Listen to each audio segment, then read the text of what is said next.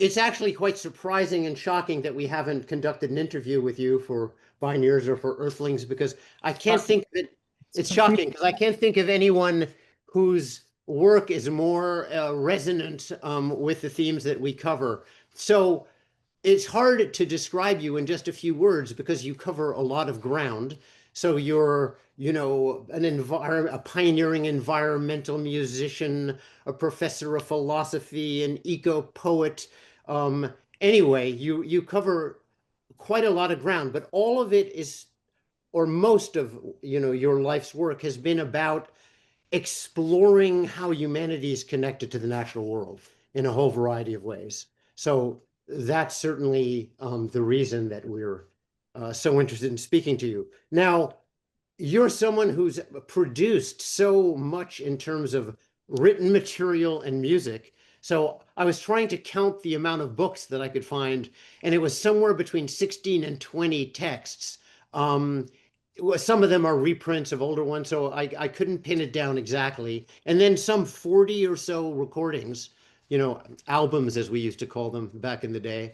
And you've covered a lot of ground on the aspects of the natural world, bug music, why birds sing, the book of music and nature. Obviously, a lot of this has to do with music, which is one of probably your core identity as a musician, I would guess, perhaps above all. The book, oh, The Secret Sounds of Ponds, which is, we'll get into a little bit later.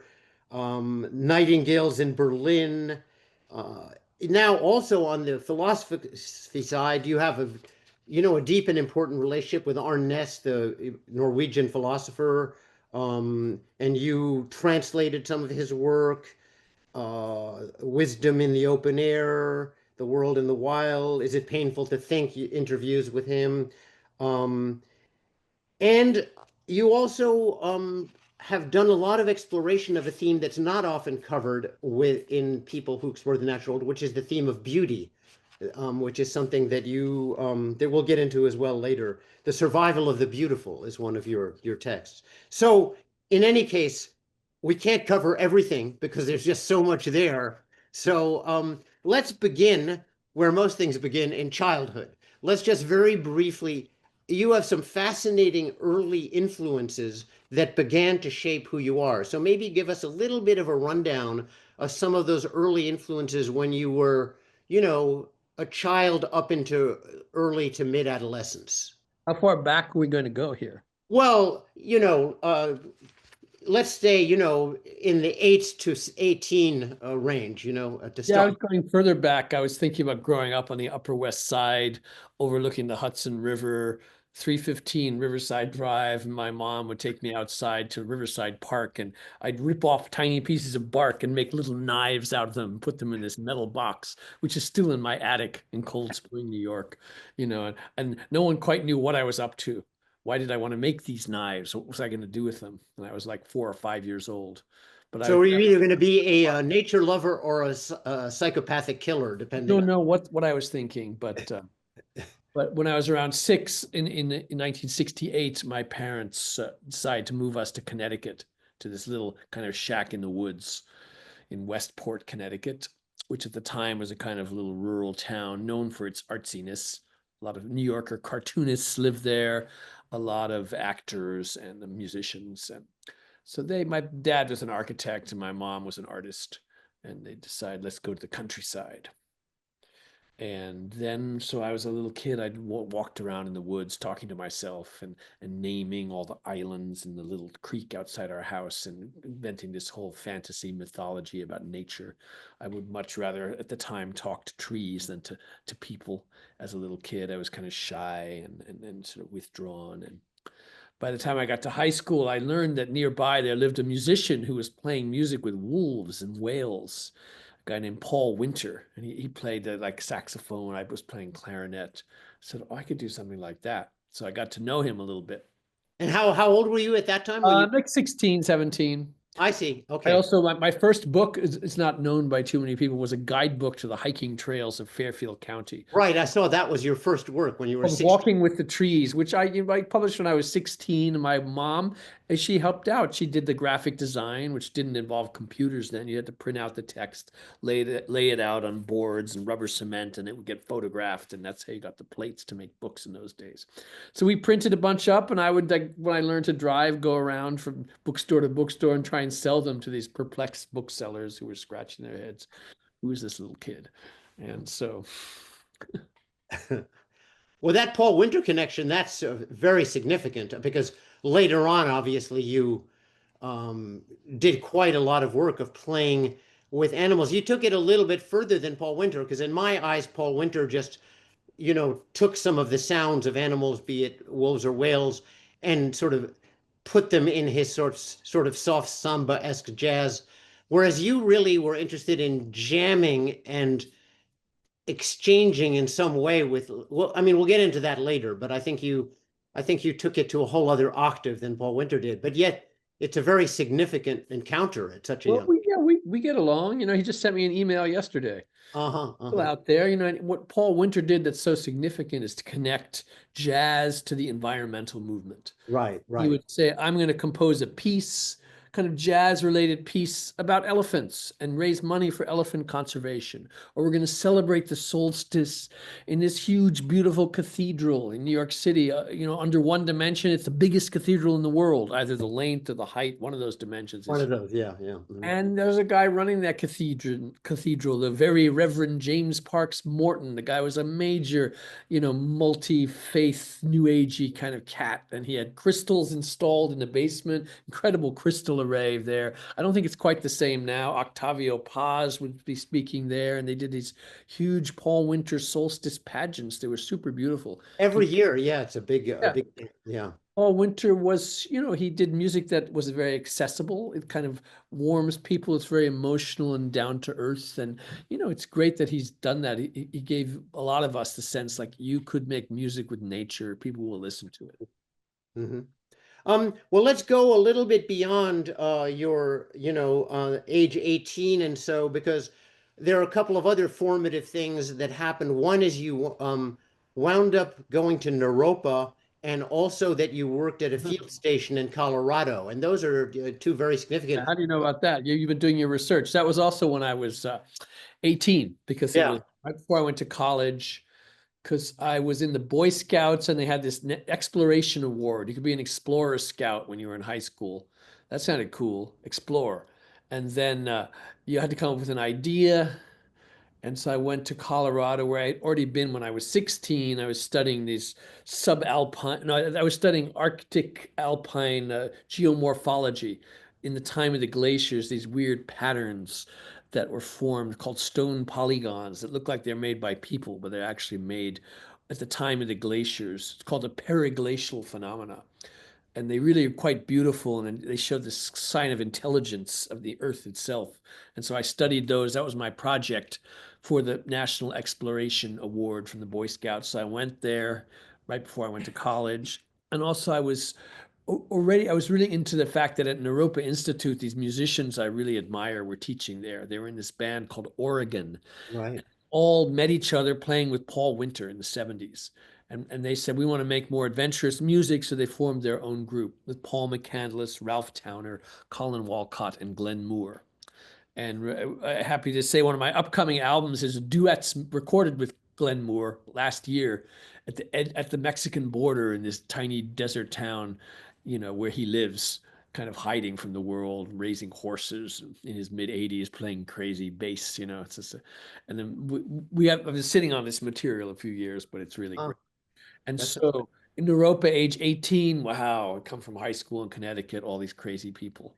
And so it was quite a letdown to go to college after that. I think I spent several years at college recovering from my Naropa summer, And is that where you developed sort of some connection with Zen and with, because you published a couple of books of poetry, one kind of in the Gary Snyder-esque, tradition, and is that where that sort of bonding with that material came Well, from? it started, I think, well, a lot of us in high school were reading whatever mystical, spiritual texts. We were into Gurdjieff. Of This is all course. my high school hiking friends.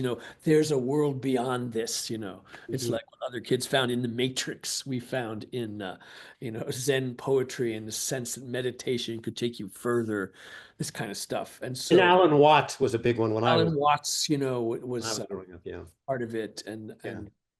I mean, later I went to college, and I signed up for this poetry writing workshop with Seamus Heaney, and then he's interviewing me. He's looking at my work. He goes, "I got a sense you're working in the shadow of Gary Snyder," and I was Uh, afraid to say who. I had no idea who God. Snyder was, Uh, but I had read, Dharma Bums, where Gary Snyder is a character, but I right. wasn't so aware of the whole history. Then I started to learn it and I realized. see. Well, great minds think alike. So you were He's coming part of in. it, yeah. And once Gary Snyder's my roommate at some writing camp. It's Squaw Valley or something, and that was quite fun. We were walking around. Well, you've had quite a few encounters. I'm on the Very. edges. I sort of know these people from the edges. I'm not very close to the masters, but I met them sometimes. Arne Naess I spent a lot of time with. I was close to Yeah. him, and some of my jazz teachers like Jimmy Giuffre and Joe Maneri. They were these legends, and recently, I was in New Orleans, and I met the famous New Orleans traditional jazz player, Dr. Michael White, who for a long time has been professor of music at Xavier University in New Orleans. But he's Uh-huh. going to confess to me that actually, when he's not playing all this traditional stuff, he's playing totally avant-garde music, and that he, like me, was a big admirer of Perry Robinson, a great, Uh-huh. crazy jazz clarinetist, lived in Hoboken. And I was surprised that this famous traditional New Orleans jazz clarinetist actually was totally involved with the most experimental kind of music that I also liked. It just shows you that people are often doing different things than you think. Yeah, it's unusual because a lot of the traditionalists are, like the whole Marsalis family is really down on. I was kind of offended in the Ken Burns documentary on jazz on how people like Cecil Taylor and Albert Ayler were kind of dissed or left out, or it's but anyway, Well, I remember, Lester Bowie came to visit my college, the great member of the Art Ensemble of Chicago, kind of experimental trumpeter, and someone asked him, Lester, what do you think of Wynton Marsalis and his rather restrictive ideas on what count as jazz? And Lester said, "Oh, well, Wynton, well, give him some time. He'll learn." And I think he probably has learned. I think if you talk to Wynton Marsalis today, he'd be very open to all kinds of things. Like, I I think certainly don't it know. just shows that over time, people actually can open up more. They don't get more conservative necessarily. Mm, mhm, mm. Appreciate different kinds of stuff. I remember I used to get angry at musicians or even philosophers I felt had sold out doing something commercial and were making all this money off their music or their philosophy. And then over Did you time, see that recent film, Fire Music, about the avant-garde jazz scene no, in? I really want to see it. But Yeah, I, it's really I really hard did to like find. another film called Music for Black Pigeons, Huh. which Well, is that's more up your alley. Jacob Brew. No, it's a beautiful film recording these sessions the Danish guitarist Jacob Brew had with Paul Motion and Lee Konitz, and it's all kind of abstract stuff. And Lee Konitz is like trying to make sense of what he's been asked to play. I know what music is. It's music for black pigeons. So let's segue into Arne Naess because I think that's another really important formative influence. So a lot of what you've described were your musical and poetic influences, but you have the whole other side, which is you're a professor of philosophy and and so how important a figure do you think? Because Arne Naess is not well known today, I don't think, as much as he was at one time, and he was never widely known in the mainstream. But what's your view of him now? I mean, he's the one who coined the term deep ecology, if Yeah, well, again, in high school, my best friend Adam Clayman and we were always climbing mountains. He's a photographer. And at the time, we hated photography. It was just the mainstream technology fighting against, real experience and beauty, which you had to be there for. You don't take a picture, it steals the soul of life. Ironic that he became a photographer, But yeah, one of the books we really liked was this book edited by Michael Tobias called The Mountain Spirit, collection of articles, essays, stories, poems about mountains. We were all obsessed with mountains. And so in this book were just a few pages written by Arne Naess. And the title of this essay is called Modesty and the Conquest of Mountains. And it describes a trip the young Arne Naess, as like a 12-year-old boy, took wandering into the Norwegian mountains, where he meets this old man who has a hut. And then the guy offers him some porridge, which he said was stored in the drawer of a desk since the previous summer or something like that. Also in the essay, it says, it's like, perhaps I misunderstood him, but that's what I remember. Anyway, he just talks about what it means to understand a mountain and ends with this line. The smaller I come to feel compared to the mountain, the nearer I come to participating in its greatness. I do not know why this is so. And I said, I must go meet this man. Whatever this means, I must find out. I must go find this guy. So then I was in college. I knew that Arne Naess was a philosopher and mountain climber, and that he had retired early to just climb mountains and not just climb mountains, but be part of the burgeoning environmental movement in the 1960s. By the time I read that, he was in his late 70s. And I saw this, a philosopher could be an environmental activist. That's interesting. Maybe I should study philosophy. Maybe I should get into this. And so I wrote him a letter from my dorm room. I would like to come visit you in Norway. And he sent back this postcard, which I still have. It says, come to Norway. We will go climbing, with the 3 phone numbers. Office, sister, former wife.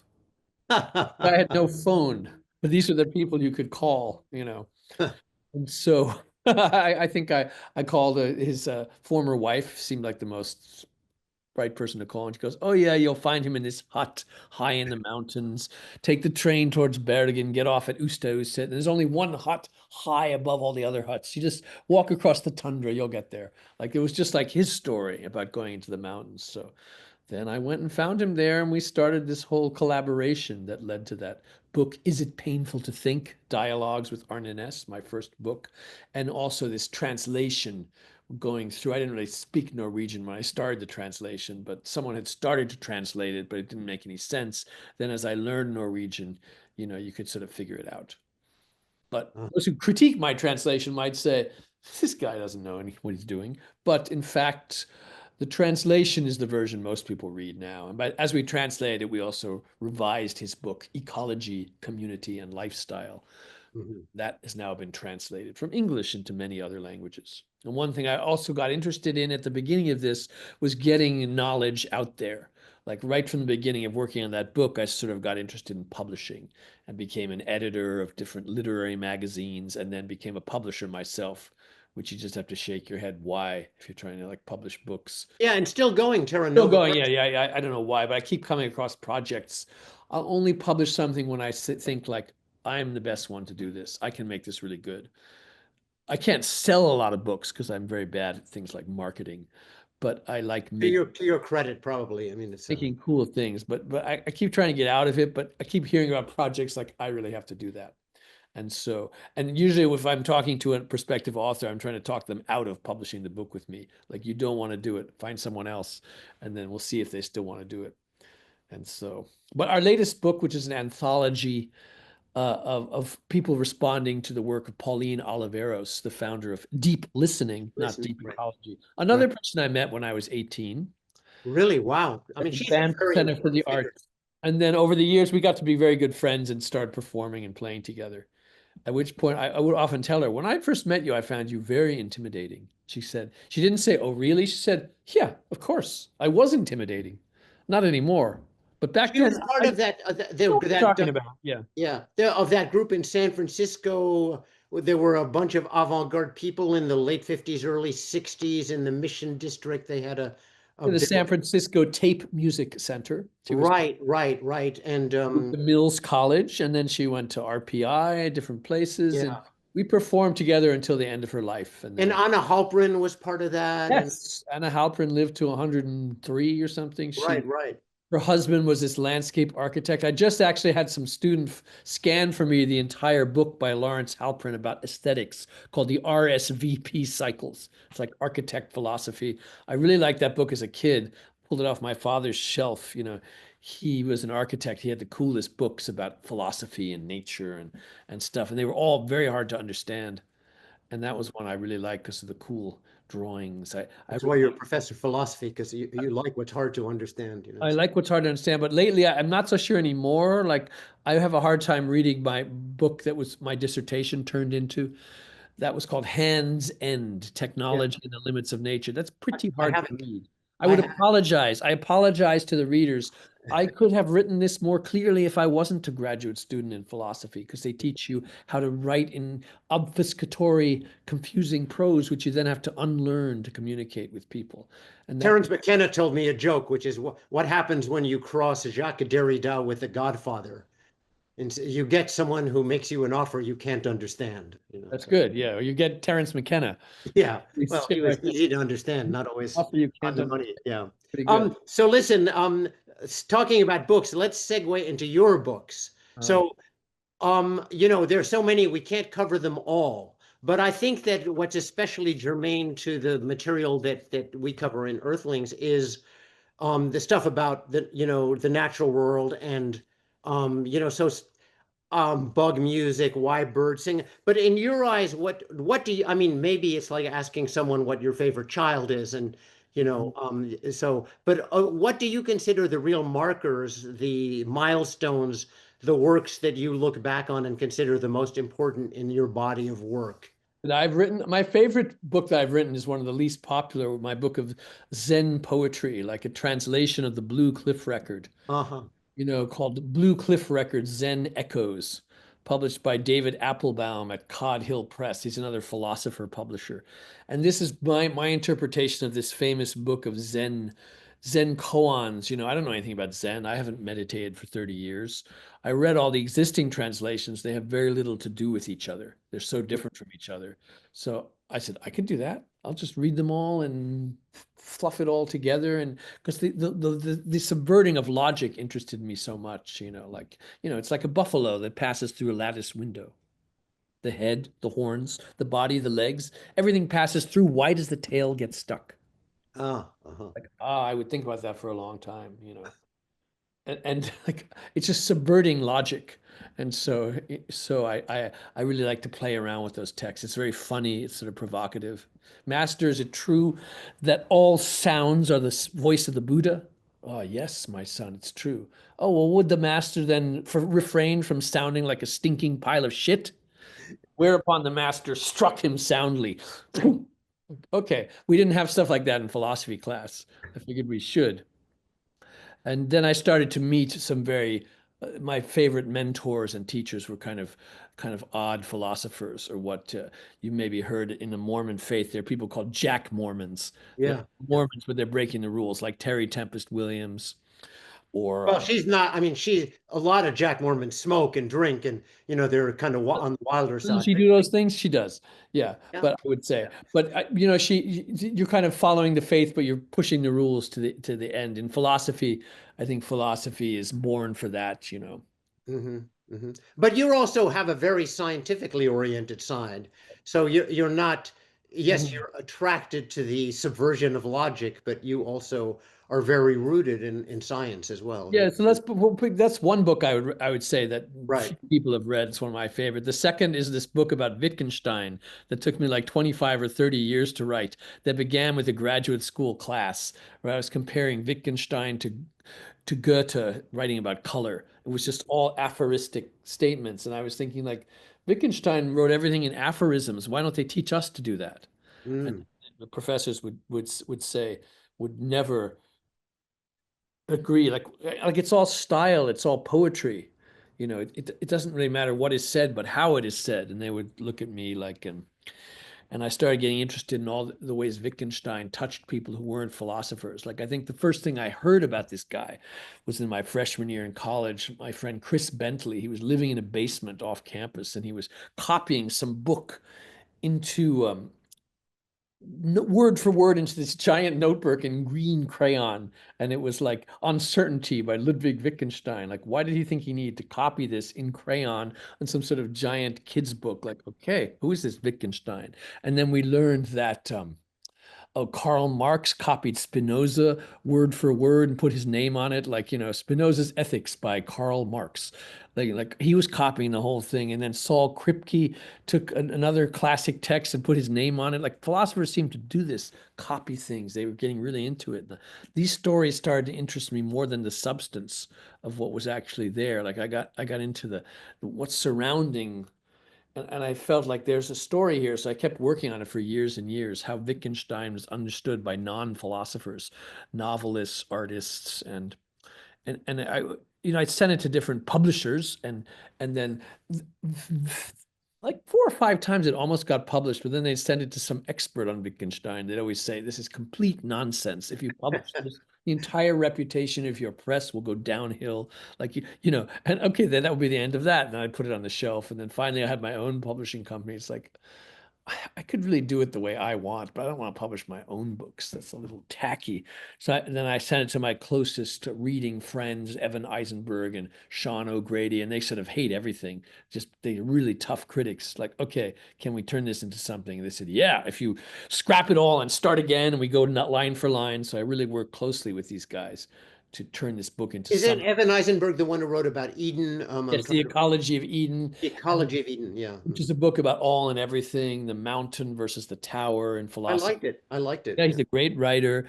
It's Yeah. a great character. And then Sean O'Grady wrote, a book called Grave Goods, sort of about the philosophy and literary theory of ghosts and cemeteries. And Mm. everyone's on the edges that I'm hanging out with. And so this book, I kept adding other things into it. I interviewed this artist, Doug Hall, who was part of the collective, the Ant Farm. They reenacted the Kennedy assassination on the streets of Dallas, and in the 1970s. Didn't they do that thing with the Cadillac going through the That's TV? it. Yeah, he's President Kennedy. He's driving the car. Yeah. No, sorry, he's riding in the car. He's not driving it. I think. And anyway, so I spent so long on this book, I got to interview him 20 years apart about this Wittgenstein garden that he wanted to build. In the beginning, it was just an idea. The second time I interviewed him, he had finished it. It exists. And this kind of stuff. And then I met this artist at some residency, a Swedish artist.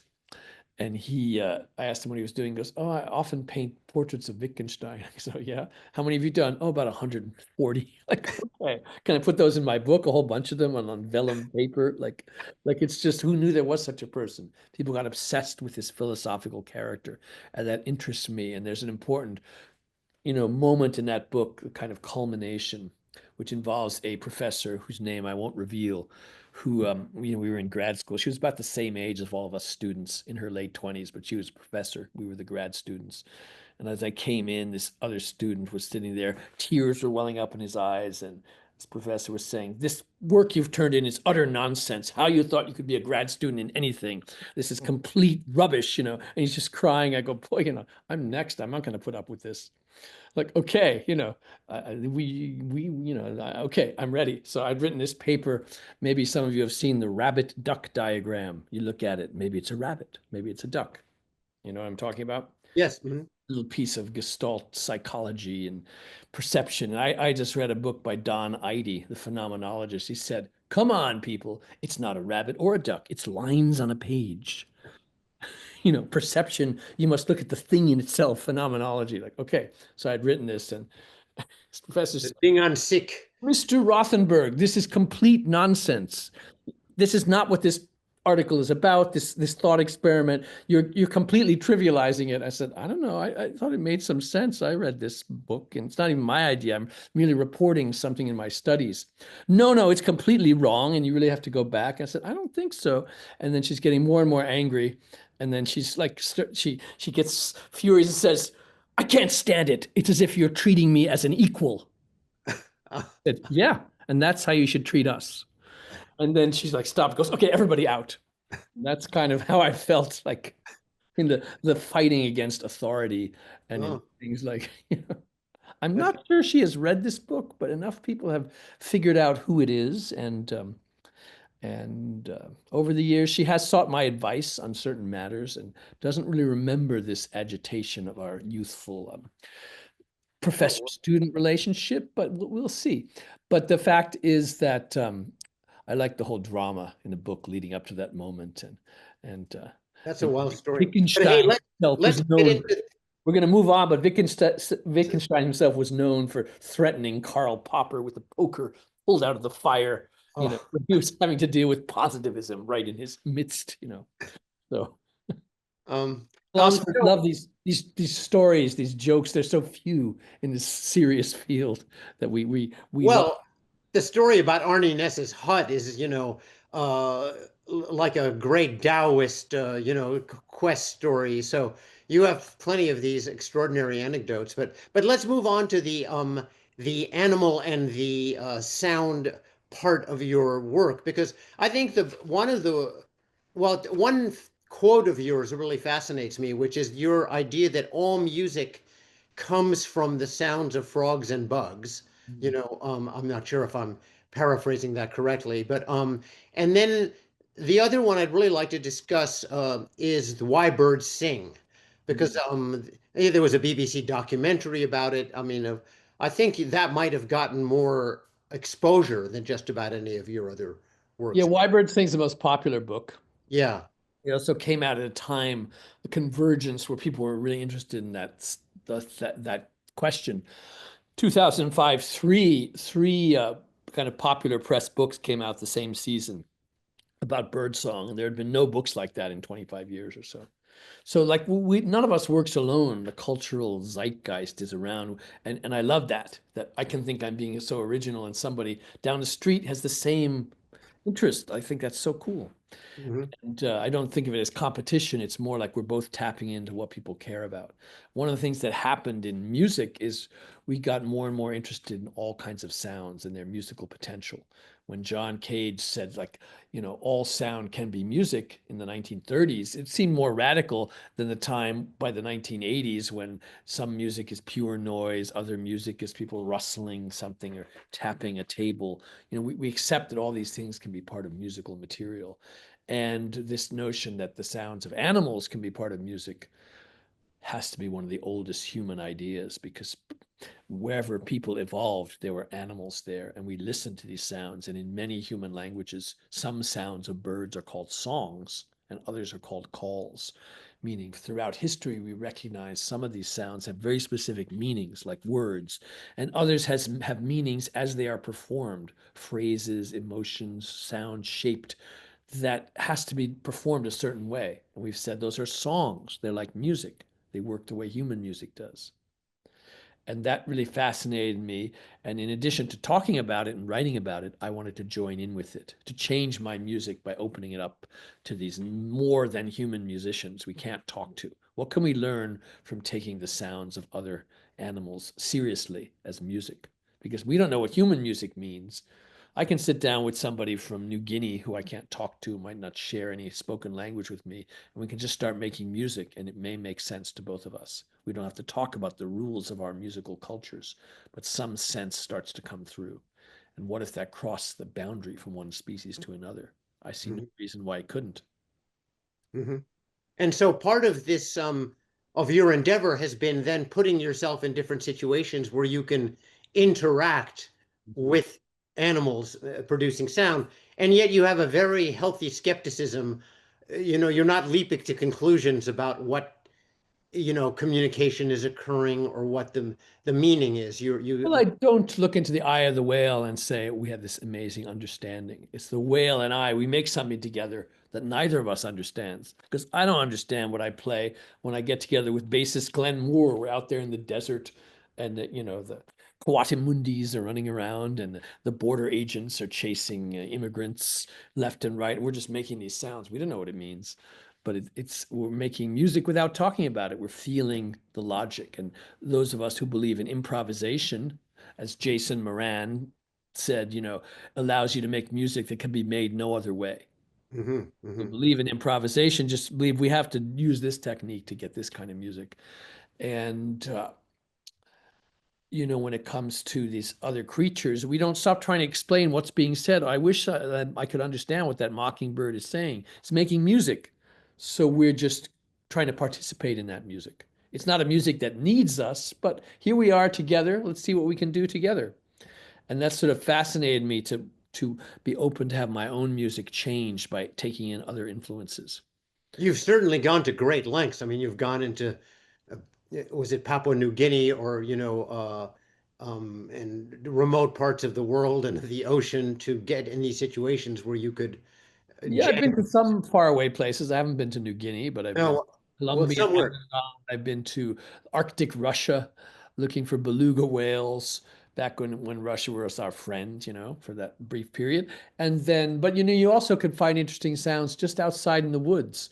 Just last weekend, I played a sound with the secret sounds of ponds, my most recent book.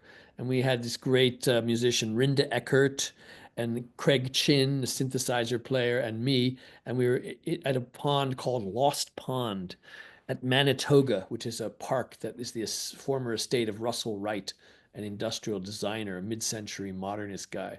And we walked up to this pond. We were rehearsing there for like 2 hours, and underwater, both the plants and the pond insects make amazingly interesting, weird sounds. But nobody was cooperating. Like it was just silent, and we were rehearsing. The audience has to walk in. They're not there yet. I'm like talking to the pond creatures, like, "Look, this is it. It's time. No more.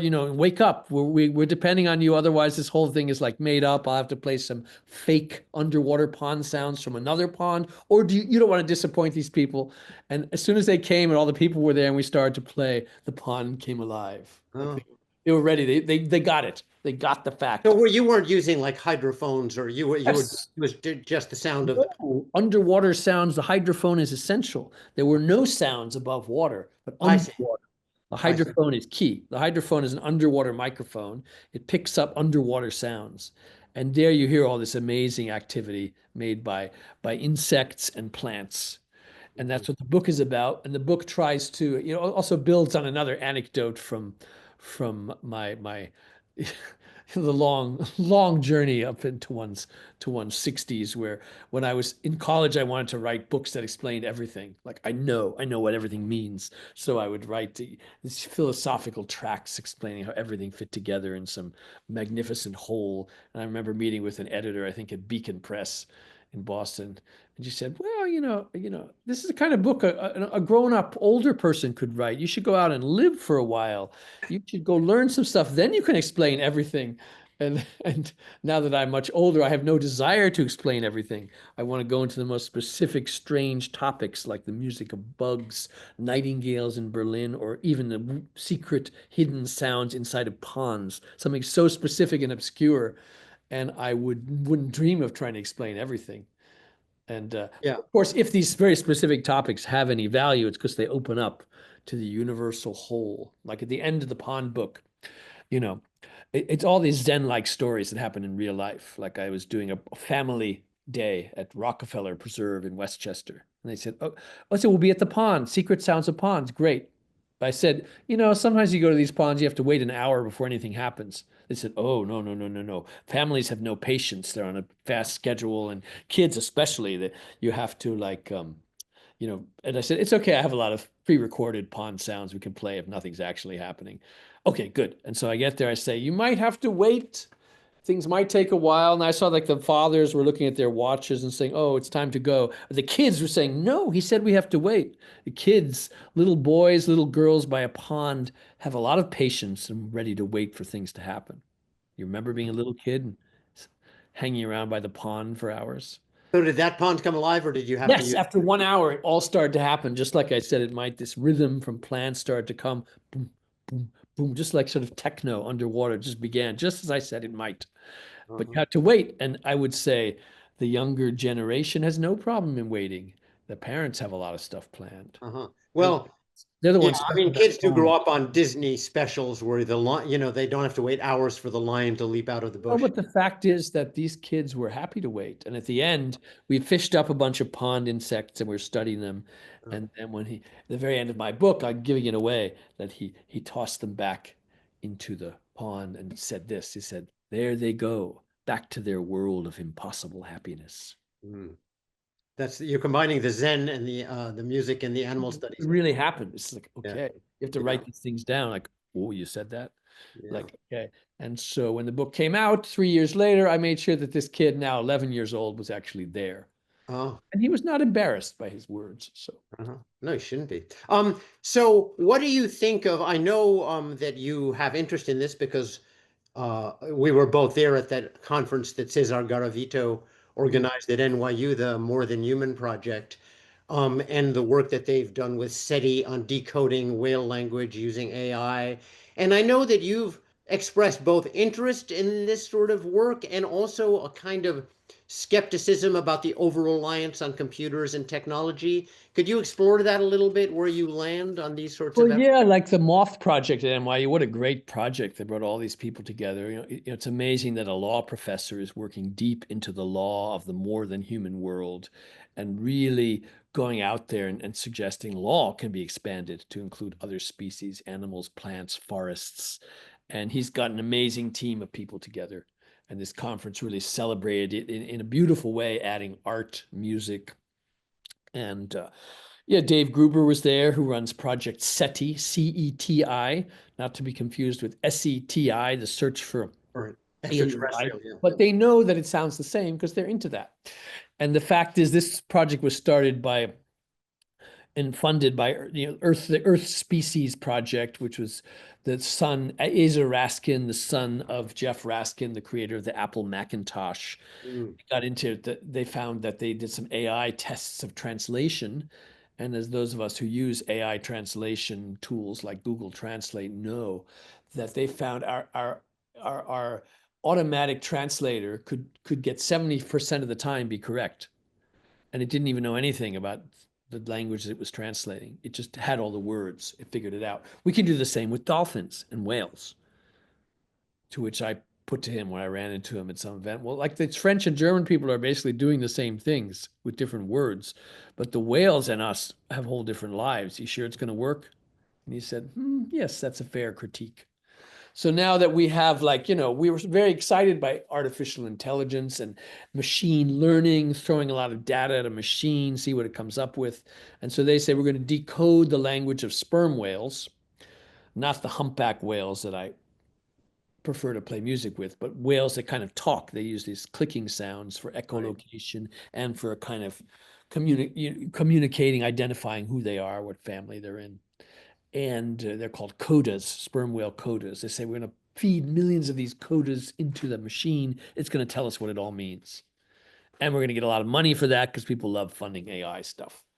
And I said, well, wait a minute. The only reason we know about codas is because of people really paying attention to the world. When Hal Whitehead and his wife at the time, what's her name, Lindy Welgart, they were sailing across the Pacific. They recorded all these sperm whale sounds in the 1990s. They came home to the lab. They spent a few years listening to them and thinking about them, and they came up with ideas of what's going on there. Like, human beings have to pay attention to the world, take notes, and then come up with hypotheses and analyze the data. Machines can help us, but they're not so good at coming up with the big concepts that are essential for understanding the world. Now, if you think your problem can be solved just by a lot of data, then the machine could do it all for you, but you still have to know what to look for and what to listen for. And you don't want to trust the machine more than you trust your own sense of thinking. Now, granted, these machines are getting better, but they still don't have the will and the desire and the interest in figuring things out and the love and appreciation for the natural world that humans can have. Machine can go through the motions, but I don't think it cares. And I think I it's think important to note these machines are super helpful. We're using a computer right now to communicate. right. But what I don't want is the computer to summarize the conversation in the right. Oh, this is what JP is saying. I'd like it if it said what JP really means is this. That would be fun. And they do things like that. But I would rather trust a human to do that because Mhm. humans are more mysterious than machines. But I'm not, all these machines and tools are helpful to us, but they're not going to revolutionize and take away our understanding of these kinds of questions. A lot of what people do, it turns out, can be replaced by machine learning and intelligence because a lot of it is rote, repetitive, and kind of perhaps less human than we thought it was, and more robot-like. We're more robots than we thought. A lot of what we're doing. Yeah, I mean, I sympathize completely with what you're saying. I think where they also can excel is in pattern recognition with massive amounts of data. Things like looking at X-rays or and getting better results A than you. lot of like looking at X-rays has a lot to do with something that is less human than we thought. Yeah, perhaps that's right. Yeah. What the machine doesn't have in the same way is a doctor's experience of seeing something, telling the patient something, knowing the outcome, what happened through their experience, not just the data. Mhm. That counts for a lot. So listen, we don't have that much time left. So one of the things I'd like to get your take on is, so you've had a long, incredible career with so many different projects. Yeah. If as you look back on it, and I'm not saying that by any means your work is over, you probably have.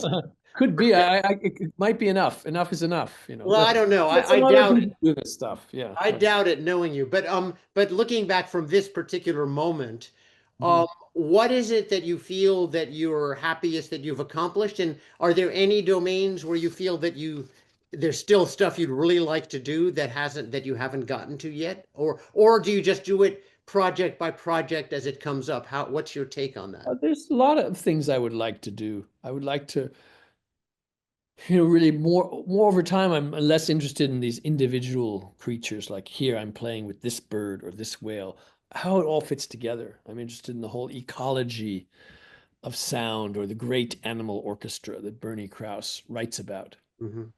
It's kind of a metaphor for him, but how does it really work? How does it all fit together? The next book I write is going to be about that, how these sounds really all fit together in a kind of intricate and responsive way. So I too could fit in. We as humanity could fit into the natural world by understanding how it fits together aesthetically, Hmm. not so much data-y, not so much analytically, but kind of feeling a way in that's really attentive, if that makes any sense. Well, I think that gets to something that I mentioned right in the beginning is that you are very concerned with the concept of beauty, which again doesn't intervene that much either in ecological science or uh and that your prime uh direction is aesthetic in a way that you're interested in the emotional and aesthetic dimension of life, even though you're a philosophy professor and interested in science. Is that fair that that's where you're coming from? Well, I'm like a jack philosopher, as I said, like a Yeah. jack. Like I'm not doing playing by the rules. I know other philosophers say, "Oh, Rothenberg's a writer. He's not a philosopher. He Uh-huh. doesn't appreciate the arguments as much." And I think that's correct. I studied all this philosophy. I've written philosophical texts, but now I'm just kind of telling stories and Hmm. want to get people to think and experience and express more. And why beauty interests me is because nature is so beautiful, and one has to wonder why. And like people know that evolution produces lots of, amazingly efficient, perfectly designed creatures that fit in this ecological niche or that one. But it also has produced a lot of cool, weird stuff that's very hard to explain. And And some Darwin, horrific stuff, to be fair, of course. And like Charles Darwin, was known for saying the peacock's tail, it really makes me sick uh-huh, uh-huh. because he wrote that in a letter to Asa Gray, the botanist. He said, like you can't explain it by natural selection. It's not very useful. It's very beautiful, but not useful. And then he posited the whole idea of sexual selection or aesthetic selection. That evolution just produces some cool, weird stuff because one sex really prefers it. So the female peacocks, the peahens, they just like to see their males with this excessive, huge bunch of feathers they can barely carry around. They get off on that. They really like it. I That's the saw there was a recent book about female selection and beauty in evolution. I'm trying to think of the author, Yeah, but Richard Prum had The Evolution of Beauty, and then he had that's a new right. one. You know, he had a new one which is called Performance All the Way Down. I know he wanted to call it The Horrors of Duck Sex, but Oh yeah, no, he's that obsessed wasn't. with ducks with a He's an expert on ducks. It's amazing ducks can mate at all if you study their yeah. genitalia. It's just almost impossible. And so the fact is, like, nature's produced weird, cool stuff, which I think is pretty interesting. And you know, Prum told me himself, again, someone I went to college with. You know, I thought he was even nerdier than me at the time, but he was really into birds. But he said, like, runaway sexual selection is the norm. Craziness just goes on all the time. You don't have to look for it. It's kind of tempered by more pragmatic things, but it's the way everything would go if it could, which is kind of interesting. So his new book is more technical than the first, which was Evolution of Beauty. The new Uh-huh. one kind of goes into the nuances of this, and yeah, but I think, I really like the thinkers who are scientists, poets, or musicians who are pushed to the edges of their discipline to like do what's barely accepted. Like among jazz musicians, it's barely acceptable to think you can jam with a whale. Like some people will say no. Wynton Marsalis might say no, this is not jazz. But other people will say yes, it is. Jazz welcomes all improvisers, and this could include whales, humans, crickets, and carrots maybe, or pond weed, all kinds of things.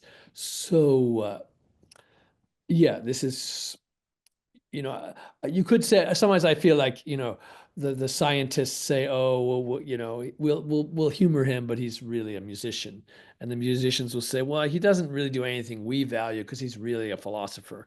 And the philosophers say, no, he's just a writer. And the writers say, oh, he's a philosopher. It's okay if his writing is hard to understand. Like you're in between everything, which reminds me of another one of my heroes, John Cage, who was constantly trying to figure out what to do with his life when he was a teenager.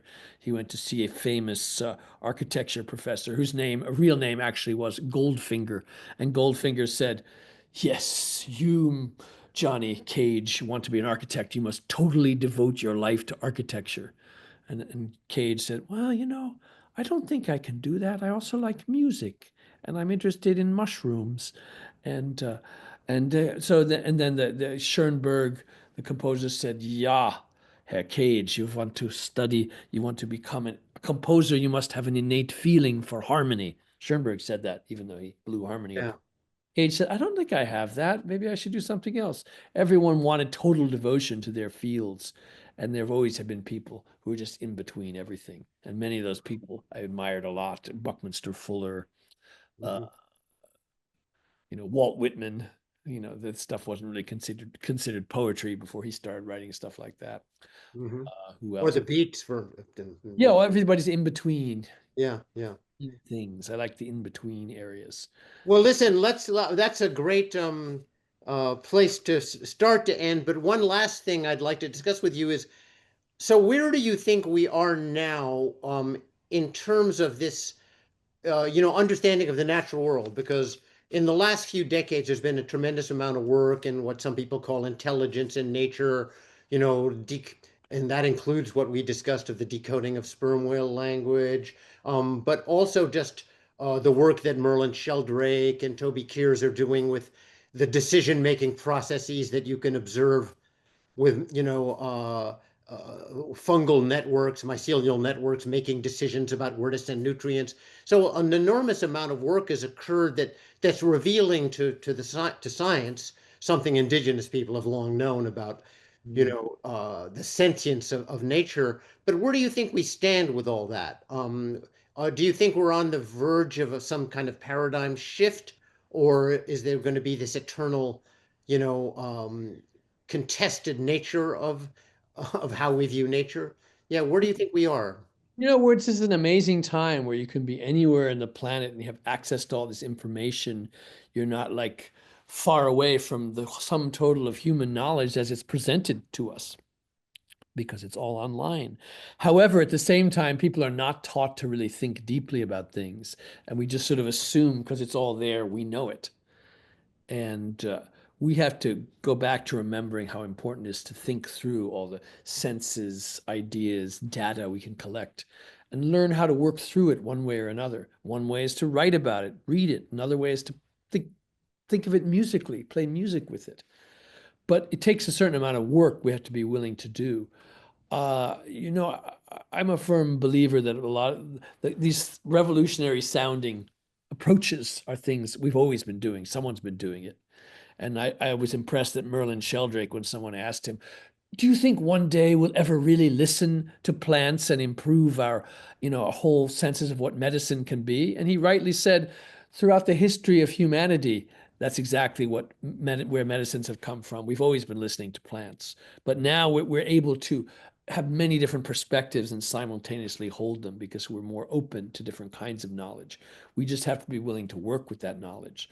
So I have spent time working with scientists to try and combine a musical approach with a scientific approach to decoding what's going on in bird songs and in underwater environments. Like we can combine different kinds of things, and I think at some point, you know, when John Cage was studying, the exponents of each field demanded total devotion to their perspective. If you want to study this thing, I think we're now more open to the fact that the different perspectives have equal value.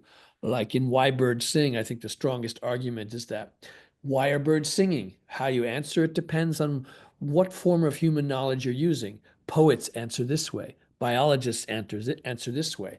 Computational neuroscientists answer this way. Musicians go this way. And each of them gives a different perspective on this question. And they all have to be put together. There isn't one that's more accurate than another, or more legitimate, or less subjective. They're all different human ways of knowing the world. And we have to recognize these differences, use this method, then use this one, and connect them all kind of together without pushing them all into mush. As I recall, your conclusion about why birds sing was because they feel like it.